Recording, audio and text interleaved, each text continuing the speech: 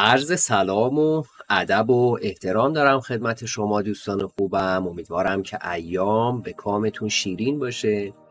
با 2 موضوع مهم در این ویدیو کنارتون هستم. یک اینکه قرار ویدیوهای تدریسی رو دوباره ادامه بدیم بعد از 2 سال فاصله که افتاد، و 2 میخوام توضیح بدم که چرا این 2 سال فاصله افتاد از آخرین ویدیویی که گذاشتیم جلسه 6 درس روانشناسی رشد. دقیقاً 2 سال داره میگذره.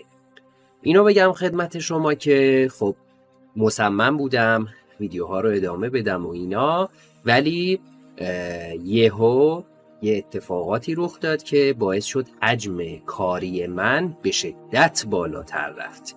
یعنی اون درخواستایی که برای مشاوره ها و جلسات مشاوره انجام میشد طوری مجبور بودیم که داشته باشیمش که از صبح ساعت 9 کار میکردم تا ظهر، بعد 1-2 ساعت استراحتی که باشه، بعد از ظهر تا شب ساعت 10-10:30 پشت سر هم جلسات مشاوره و کار و این داستانا. حجم کاری انقدر بالا رفت که برای من توان و انرژی نمیموند که بخوام اصلا وقت بذارم، بخوام اصلا ویدیو رکورد بکنم، و دوستم نداشتم با اون چهره خسته و با اون انرژی پایین بیام در ویدیوها در کنارتون ظاهر بشم. یه تعداد عزیزانی رو به تیممون اضافه کردیم، در حیطه‌های مختلف به من کمک میکردن، چه میدونم برای همین ویدیوها از ادیتشون گرفته، مثلا چه میدونم انتشارشون و هر چیزی کمک میکردن. خلاصه بعد خوردیم به اون جریاناتی که در کشورمون رخ داد و قطعی های گسترده اینترنت، و این هم خب باعث شد که یهو اون دل و دماغ کار کردن رو کلا نداشته باشیم، مثلا هیچ حسی دیگه نمونه. من کلا خودم 3-4 ماه هیچ کاری نکردم، از اون فضاهای کاری کلا فاصله گرفتم.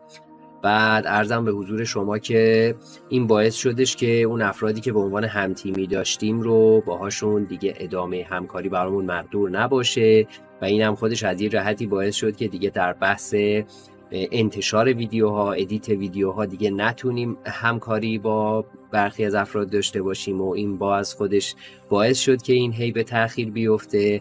و ثانیاً من دست تنها شدم و فقط 1 نفر به عنوان منشی در کنارم داشتم برای یه مدت طولانی که امورات مختلفم رو به عنوان دستیار برام انجام میداد، رسیدگی میکرد مثلا حیطه‌های کاری.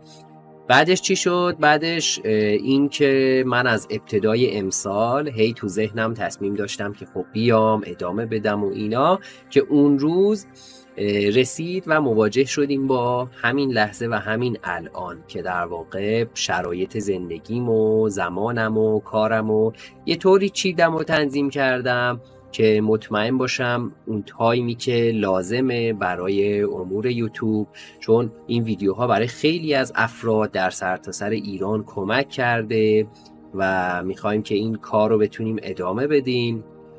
حتی چه بسا از توانمندی های شما دوستان هم شاید کمک بگیریم در بحث در واقع ادیت کردن ویدیوها، در بحث آماده کردن جزواتی که حالا به هر حال مد نظر هستش، شاید از دوستان تایپیست، دوستان ویرایشگر، اینها بتونیم کمک بگیریم. حتی من شاید در آینده اعلام بکنم دوستانی که میخوان همکاری بکنن به چه طرقی میتونن با ما در ارتباط باشن که این همکاری خوب رو، این حرکت خوب رو در این کانال با کمک همدیگه هم که شده بتونیم ادامه بدیم.